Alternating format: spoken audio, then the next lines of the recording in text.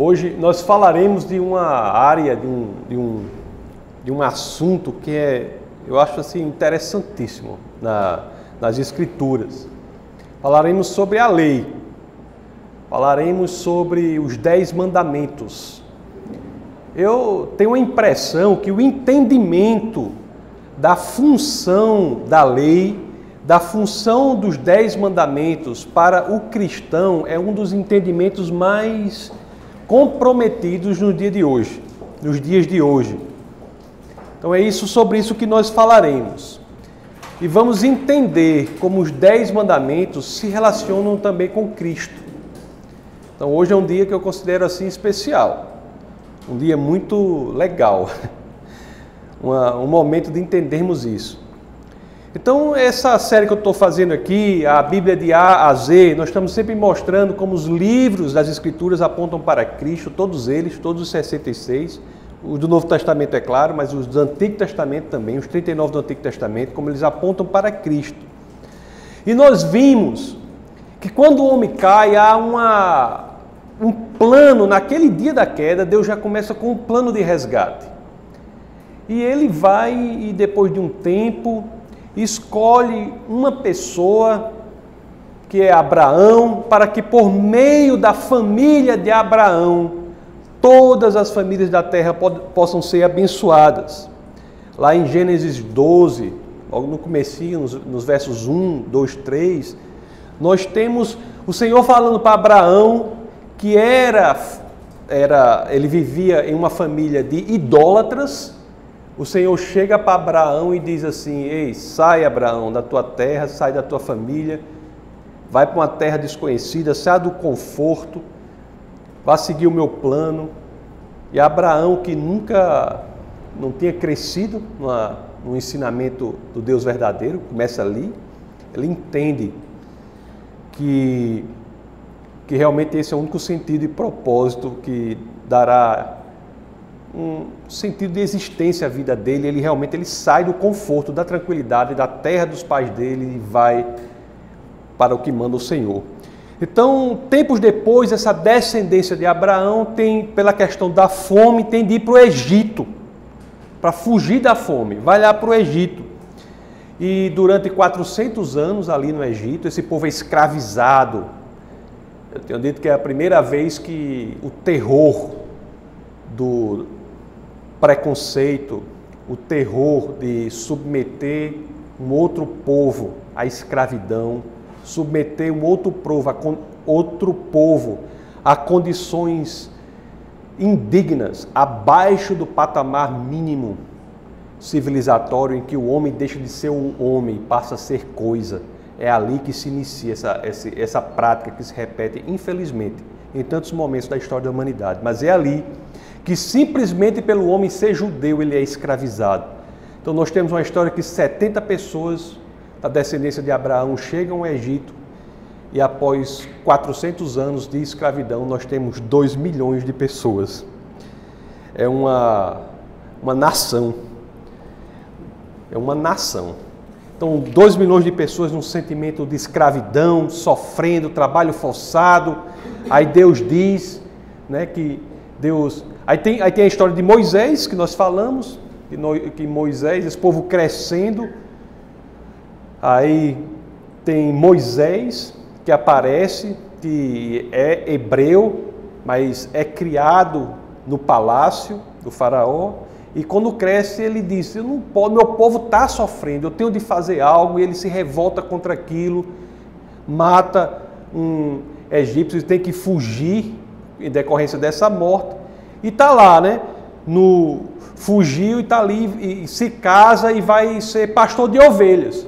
Aí está lá com as ovelhas dele, como pastor de ovelhas, tal, no Monte Sinai, quando Deus aparece num arbusto de flamas, flamejante, de fogo. E o interessante é que o fogo não queima o arbusto, é um fogo que se autossustenta. É um fogo que não precisa de combustível externo a ele mesmo para existir, um fogo que nós não experienciamos na natureza. É um fogo diferente, que se consome a si mesmo, vive por si mesmo, se sustenta a si mesmo. Então ali esse Deus, daquela forma ali, diz para ele: vá ao Egito para resgatar o meu povo. Aí Moisés, assim como Abraão e assim como todos os homens de Deus, deixam a zona de conforto para seguir a palavra do Senhor e vai lá para o lugar onde ele estava sendo perseguido, para libertar o seu povo. Para libertar o seu povo. Aí o Deus ajuda Moisés. Não é? É aí que nós temos a história que comemoramos com a Páscoa. A história que Deus diz assim: olha, todos aqueles que crerem, peguem um cordeiro, mate com o sangue, você bota o sangue em cima da porta assim. Aí quando o julgamento vier, toda a vida que ele viu sangue sobre uma porta, ele não entrará naquela casa para julgar aquele povo. E aquele povo que crê nisso, que acredita no poder do sangue do cordeiro, é salvo do julgamento de Deus do mal. É muito interessante isso. Agora, então o povo é liberto. Sai do Egito. Aí temos lá Êxodo, capítulo 14, versos 15 a 16, que eu gostaria que vocês abrissem.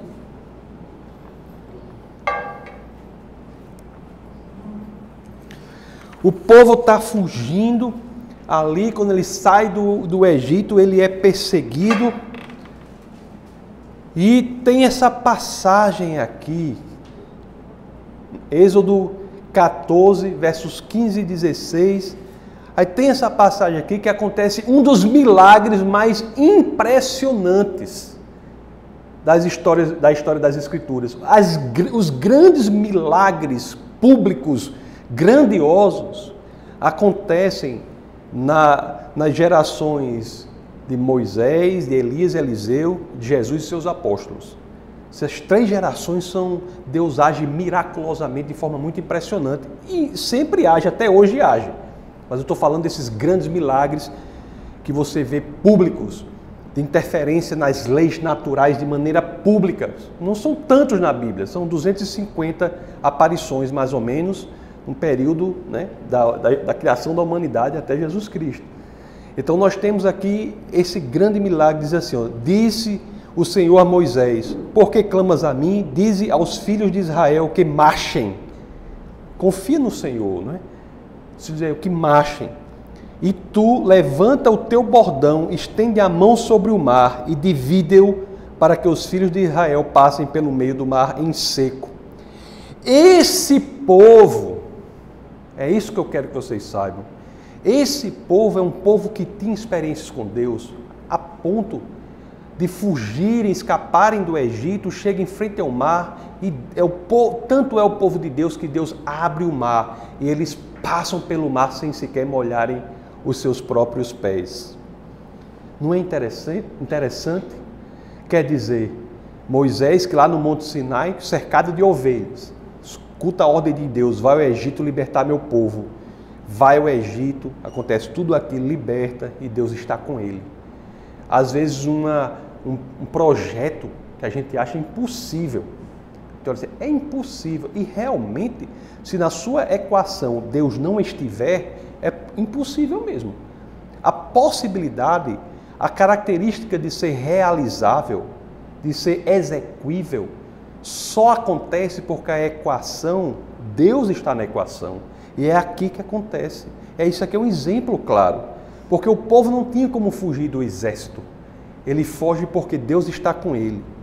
Então ele passa, fica livre, o mar se fecha sobre o exército que perseguia o povo de Deus. E lá em Êxodo 19, verso 1, tem uma coisa muito interessante que é o seguinte. Diz assim, Êxodo 19, 1 diz assim: no 3º mês da saída dos filhos de Israel da terra do Egito, no 1º dia desse mês, vieram ao deserto do Sinai. Olha só, Moisés, que naquela época, cercada por ovelhas, né, recebe o comando de Deus para ir libertar o povo. Depois de tempos e tempos, ele volta para aquele mesmo lugar que Deus tinha falado com ele: liberte meu povo. Ele volta para ali, mas ele volta numa situação diferente. Às vezes, quando a gente lê a Bíblia, a gente Se a gente prestar atenção, todos os detalhes são incríveis, porque não é à toa, não é por acaso que é o mesmo lugar aqui, não. Foi no lugar que Deus falou com ele para libertar o povo do Egito, que ele volta depois, só que quando ele olha ao redor, imagine Moisés lá. Meu amigo, eu passei por isso tudo. Olha que é um filme de aventura de alta... Se fosse filmar isso aí, os efeitos especiais eram incríveis, né? Como já tentaram filmar. Olha que ele tinha passado por fortes emoções, né? Tudo não sei o quê. Aí ele volta para o mesmo local em que Deus tinha falado, tinha dado uma missão impossível para ele. Eu imagino assim, eu imagino ele chegou lá e pensou assim, meu amigo, quando Deus falou comigo aqui, eu olhei ao redor assim, só tinha ovelha. Deus fala, no arbusto flamejante, ele não estava pastoreando as ovelhas, só tinha ovelha lá, e Deus falando comigo, vá libertar o povo do Egito. Aí só as cores do Senhor como são, né? Tempos depois, ele está no mesmo local em que Deus falou com ele. Aí ele olha ao redor, tem 2 milhões de pessoas libertas. É impressionante, é impressionante. Ali Deus falaria novamente com Moisés. Aquele mesmo local, Deus falaria novamente com Moisés, mas agora não havia mais ovelhas ao lado dele, que ele pastoreava, mas o cumprimento da promessa de que o impossível é realizável quando o Senhor está conosco. Então nós vemos lá em Êxodo 19, versos 17 a 19, diz assim: E Moisés levou o povo fora do arraial ao encontro de Deus e puseram-se ao pé do monte.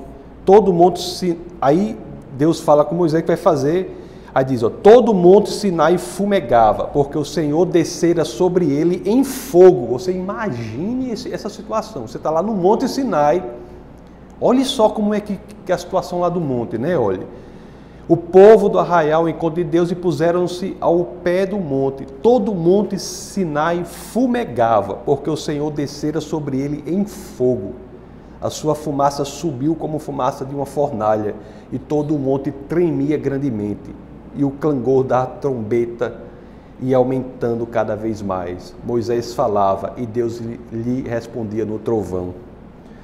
Meu Deus, o mesmo Deus, né, que havia falado com Adão, havia descido para falar com Adão, falar com Abraão, o mesmo Deus que havia falado com Adão, Abraão, Isaac, Jacó, já havia inclusive falado com Moisés, estava ali novamente, falando com ele, dizendo assim, agora uma lei será dada ao povo de Deus.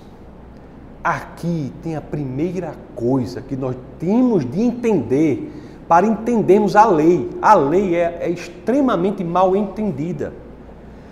Deus, nesse momento, não diz assim, eu vou dar a lei para um povo, para ele se tornar o povo de Deus. Deus não diz, eu vou dar uma lei para um povo, para que ele saiba como se tornar o povo de Deus. Deus não está dizendo assim, eu vou dar uma lei para que você cumpra, e então você possa dizer que é o povo de Deus. Não, aquele povo já era o povo de Deus. É o povo que tinha passado no mar sem molhar o pé. É o povo que tinha comido maná no deserto. É o povo que era o povo de Deus, a descendência de Abraão. A lei é dada no seguinte sentido. Eu vou dar a lei para o meu povo, para que ele cumpra, porque é o meu povo. Como você é o meu povo, está aqui a lei. Esta é a forma que eu quero que o meu povo viva. Não é uma escada para um povo se tornar o meu povo. A lei não é uma escada para você se tornar povo de Deus. A lei é para aquele povo que já é povo de Deus. É muito comum nós ouvirmos as pessoas dizerem assim, né? O Antigo Testamento é a lei. O Novo Testamento é a graça. Isso é muito comum, a gente ouve demais. O pessoal diz às vezes assim, não estamos sob a lei, estamos sob a graça. Bom, tem de entender isso corretamente. Porque na realidade, toda a Bíblia, os 66 livros da Bíblia, são todos eles livros de graça. Isso é muito importante entender isso. Não é que Deus diz assim, eu vou dar a lei para ver se o povo cumpre. Aí diz, eita, o povo não cumpriu não, então vou mandar Jesus Cristo. Esse entendimento é errado, não é bíblico. Deus já sabia que o povo não cumpriria.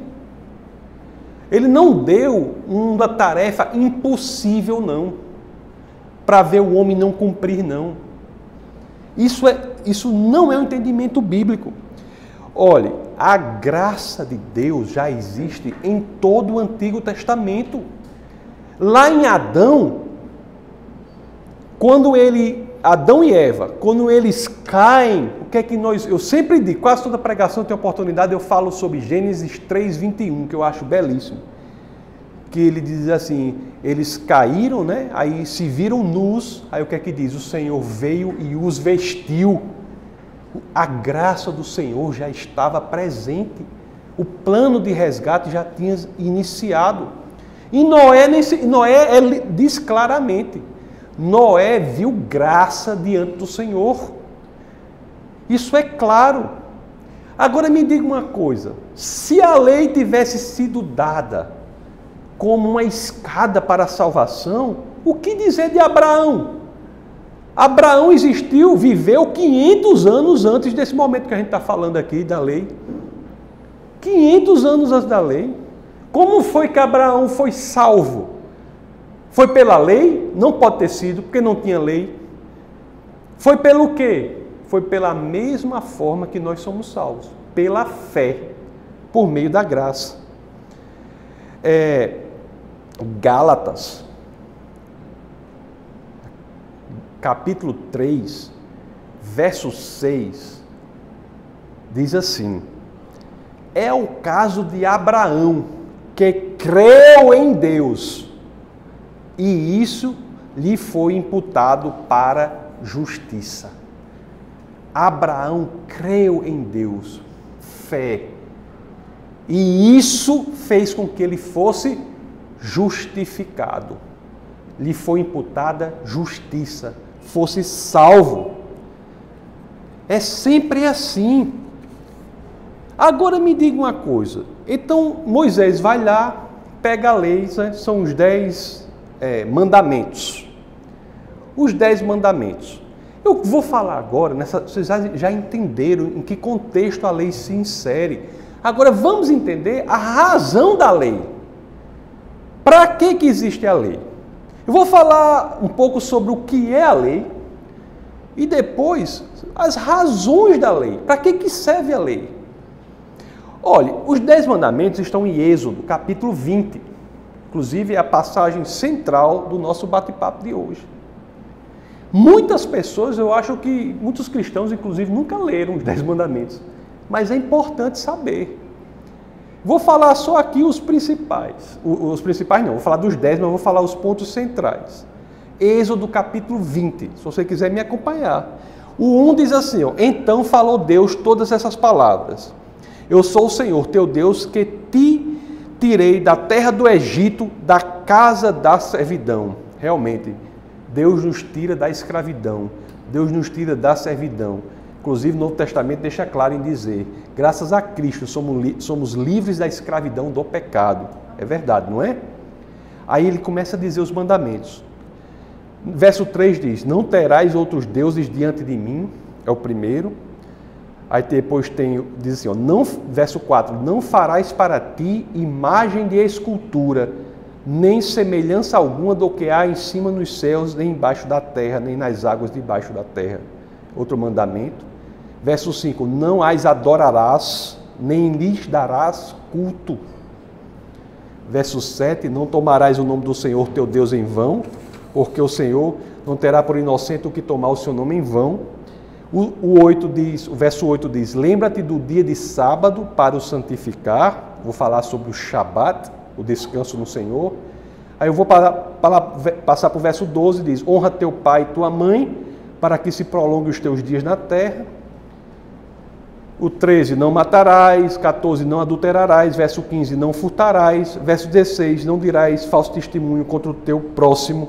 E verso 17, não cobiçarás a casa do teu próximo, não cobiçarás a mulher do teu próximo, nem teu servo, nem a propriedade de modo geral. Antes de falar sobre esses 10 mandamentos, eu quero falar sobre outra coisa bastante interessante. Toda a questão dos filmes, a gente vê as pessoas falando de 2 tábuas, não é? Tem 2 tábuas, isso está na Bíblia. Tanto o Êxodo quanto o próprio Deuteronômio falam em 2 tábuas.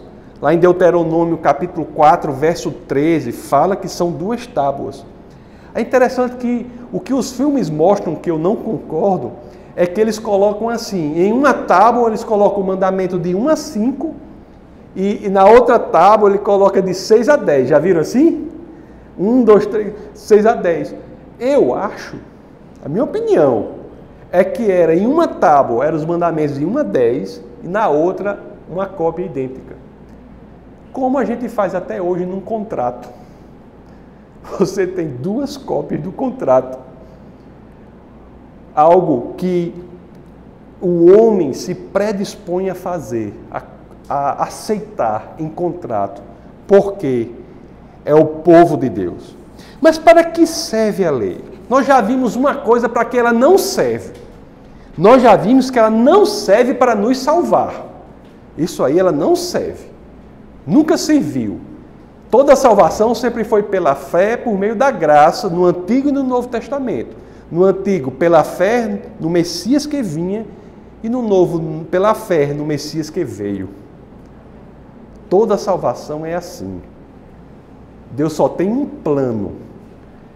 Não vão achar que Deus tinha um plano de salvação. Pessoal, vamos ver quem cumpre a lei. Eita, ninguém cumpriu. Plano B. Não. Só tinha um plano desde o primeiro dia. Mas para que serve a lei? Para que serve? Primeira coisa, que é um objetivo importantíssimo do Antigo Testamento, é que a lei serve para nos ensinar do caráter de Deus. Quem é Deus? Por exemplo, quando nós lemos lá, não devemos adulterar. Se Deus quer isso da gente, então é claro que porque Deus é um Deus que é fiel. Não devemos roubar. Ora, um Deus que quer isso do seu povo é porque é um Deus confiável. Não devemos dar falso testemunho, mentir. Se Deus quer isso da gente, é porque é um Deus que é a verdade. Não devemos cobiçar. Se é um Deus que quer isso da gente, é porque é um Deus em quem não há contenda, em quem há paz. Ou seja, se seguimos a lei, refletimos instantaneamente o caráter de Deus. Se seguimos a lei, refletimos o caráter de Deus. Mas não é apenas para isso que serve a lei. Nós temos uma outra função que é central na caminhada cristã e essa toca na gente, no nosso coração. Qual é? A lei, ela dialoga com os grandes desafios e batalhas que temos na nossa alma. Isso é impressionante. A lei dialoga com as batalhas que temos em nossa alma, com as batalhas que temos em nossa vida. Eu estava lendo um livro sobre isso, aí o autor, ele fez uma comparação simples, mas que eu achei poderosa. Aí eu apliquei a minha própria vida em relação aos meus filhos, né? Por exemplo, toda lei, todo comando que eu coloco para os meus filhos são de coisas que dialogam com batalhas que eles têm nas almas deles. Por exemplo, eu digo assim, meu filho Orlando e Tásia, duas crianças maravilhosas, mas eu digo assim, toda semana vocês têm de me entregar um relatório de um livro que vocês leram. Por que eu tenho que botar essa lei? Porque não é algo que vem naturalmente. Vocês têm de deixar o quarto arrumado. Por que tem que ter essa lei? Porque é algo que não vem naturalmente. Eu nunca coloquei uma lei assim para os meninos assim, vocês têm, todo dia tem que passar 5 horas no mínimo jogando videogame. Eu nunca coloquei essa lei. Porque isso não é uma batalha na alma deles. Eu nunca coloquei assim, olha, vocês têm que deixar o quarto totalmente bagunçado. Nunca coloquei. Por quê? Porque é algo natural. Da mesma forma, a lei que Deus dá para nós toca em pontos que são desafios na nossa vida. O exercício da paternidade é, na minha opinião, um dos reflexos da nossa vida cotidiana que mais nos ensina sobre a relação de Deus conosco. Inclusive, o Deus do cristianismo é o único a quem você pode chamar de Pai. Então, a lei são instruções desafiadoras para a nossa vida, para que a gente possa crescer.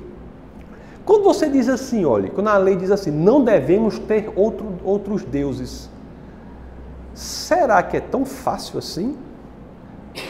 Será que é fácil nós entendermos e deixarmos Deus ser Deus? Será que nós não estamos servindo ao Deus da fama pela fama, ao Deus do dinheiro, ao Deus da autopromoção, ao Deus da futilidade? Será que estamos servindo mesmo ao Deus unicamente a Ele? Será que não temos outros deuses? Será que estamos colocando a nossa carreira profissional como um Deus? Será que estamos colocando outras coisas que não sejam o único e verdadeiro Deus como Deus? É um desafio para muita gente. Guardar o sábado, guardar o Shabat. No dia da semana, ele diz assim, dos 7 dias da semana, guarde um para o Senhor. Será que todo mundo acha fácil encontrar tempo para Deus? Será que não é um desafio incrível? Será que de domingo a domingo, às vezes nós passamos e sequer nem pensamos no Senhor? Às vezes para vir à igreja, para reservar um pequeno tempo para refletir sobre as coisas daquele que nos deu tudo. Será que é fácil fazer isso? Não, é desafio para nós. Honrar pai e mãe. O pai e a mãe são a primeira experiência de autoridade a que nós nos submetemos na nossa existência. Será que é fácil honrar aquele que é uma autoridade em nossa vida? Será que é tão fácil assim? Ou o caminho natural é da subversão contra a autoridade? Um país como o Brasil, que tem uma dificuldade incrível em submissão à autoridade. Eu não conheço outro país que, pode ser que exista, mas eu não conheço. Um país que tenha tanta dificuldade nesse quesito. Todo mundo é contra a lei. Muita gente, o povo não gosta da polícia, o povo não gosta não sei de quem, não gosta de quem aplica a lei. É uma cultura que precisa ser combatida de respeito à autoridade. E nós não temos. Honrar pai e mãe não é fácil. Não adulterar. Será que é fácil manter a pureza sexual numa época em que a pornografia está a um clique de distância?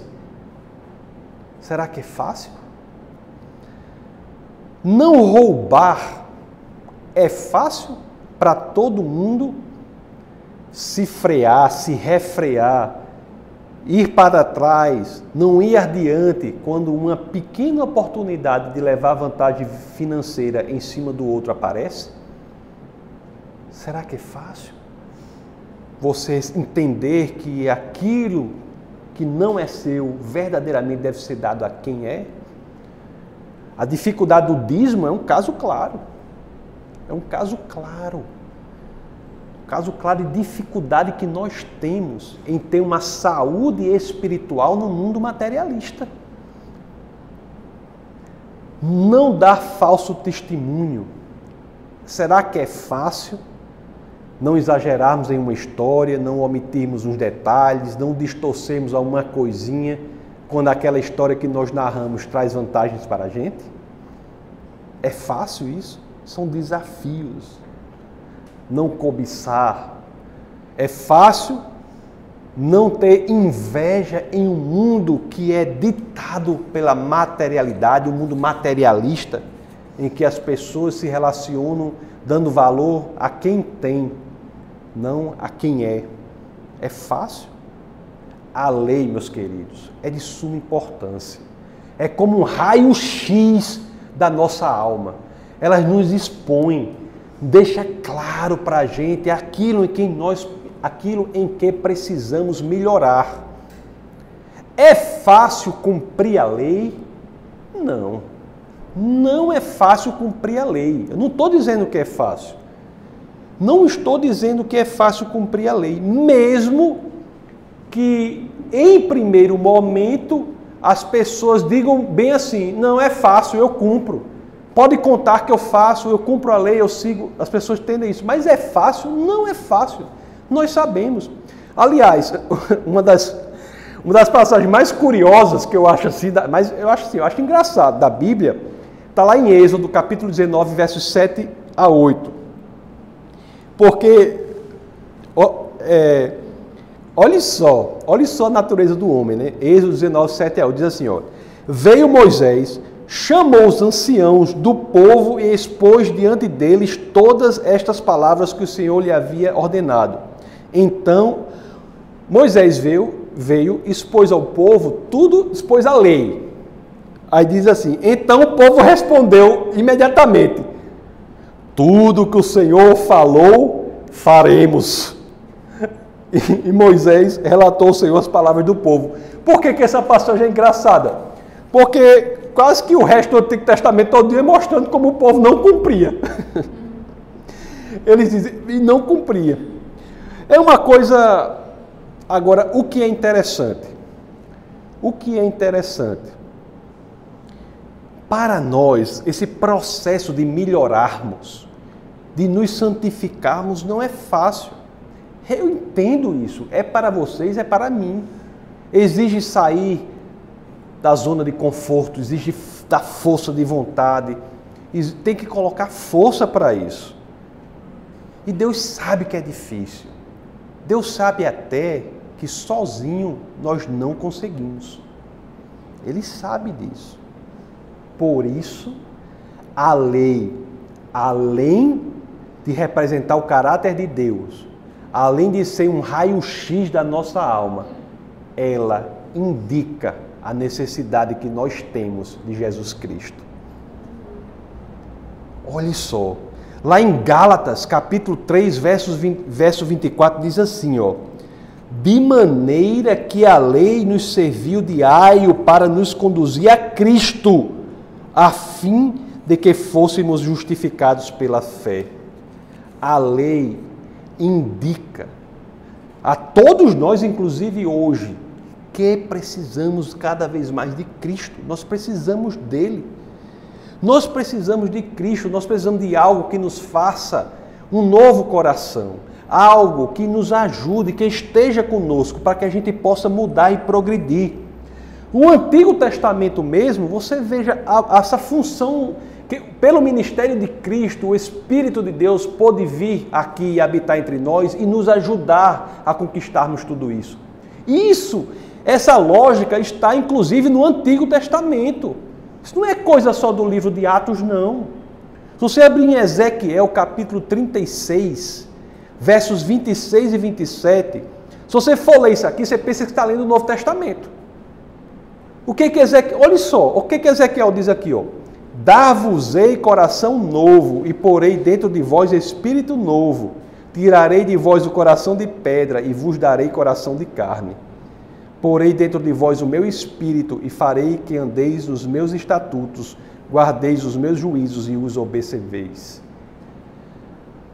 Graças ao ministério de Jesus Cristo aqui na terra, nós temos acesso ao Espírito de Deus que nos ajuda a vencermos essas batalhas. O que o Espírito fará? O que o Espírito fará? João capítulo 16, versos 13 e 14, nós vemos o que o Espírito fará. Diz assim, quando vier, porém, o Espírito da verdade, ele vos guiará a toda a verdade. Porque não falará por si mesmo, mas dirá tudo o que tiver ouvido e vos anunciará as coisas que hão de vir. ele me glorificará, porque há de receber do que é meu e vou-lo há de anunciar. O que é que nós temos que fazer diante disso? Aqui. Que é função importante da igreja, como um instrumento de reunião de pessoas, o povo reunido para crescer em Deus. O que é que nós temos que fazer aqui? O que é que eu sugiro que façamos? Eu acho que cada um aqui, consigo mesmo, de maneira silenciosa, deve identificar qual desses 10 mandamentos é o mais desafiador. Identifique consigo mesmo. Identificar qual desses 10 mandamentos é o mais desafiador. Qual é? É a cobiça? É a falta de tempo para Deus? É a dificuldade com isso, com aquilo? Qual é desses 10 mandamentos? E fazer um comprometimento agora de sermos vitoriosos nessa área. Nós podemos vencer. Por quê? Porque por nós mesmos conseguimos? Não. Mas nós temos, graças ao ministério de Jesus Cristo, nós temos um ajudador. Que caso nós queiramos, caso abramos o nosso coração para o Espírito de Deus, ele é capaz de agir poderosamente e fazer com que aquela área em que cada um de nós aqui tenha mais dificuldade, em vez de representar algo que martele a nossa cabeça nos condenando, passe a ser um testemunho de vitória. Amém. O livro que eu li conta um exemplo aqui, que eu quero terminar com ele, que eu acho belíssimo, disso daí, de vitória nas áreas que são mais difíceis, que a lei é um raio-x que demonstra para a gente. Ele conta a história, esse livro conta a história de um ladrão, alguém que roubava, foi preso, ele tinha a prática do roubo, ele cresceu nisso e roubava, era o ofício dele, se é que podemos chamar de ofício. Foi preso, durante a prisão pelo roubo, ele se converteu verdadeiramente.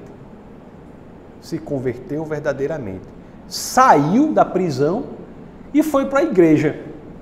Aí ele, quando entra na igreja, senta-se no banco e a igreja trazia nas paredes os 10 mandamentos. A placa com os mandamentos. Aí ele lê aquele mandamento assim: não roubarás. Ele começa a ler aquele mandamento como uma ordem de Deus, um comando duro: não roubarás. E ele fica ali na igreja e o Senhor começa a falar com ele. Depois de certo tempo, aquele mesmo comando, na mesma placa, na mesma parede, que dizia não roubarás, começou a dizer não roubarás. Não roubarás. Deixou de ser uma ordem e passou a ser uma promessa na vida dele, que se ele assim quiser, o Espírito de Deus estará com ele para transformar aquelas áreas em que ele acha mais difícil ser transformado. Deus não nos deixa sozinhos. A lei revela o problema, mas demonstra que precisamos de Cristo e com ele temos, e graças a ele, temos acesso ao Espírito do mesmo Deus que criou os céus e a terra e, portanto, é mais do que capaz de nos ajudar a nos transformar nas áreas mais difíceis que temos de ter uma vida santa aqui na terra. Amém? Vamos orar.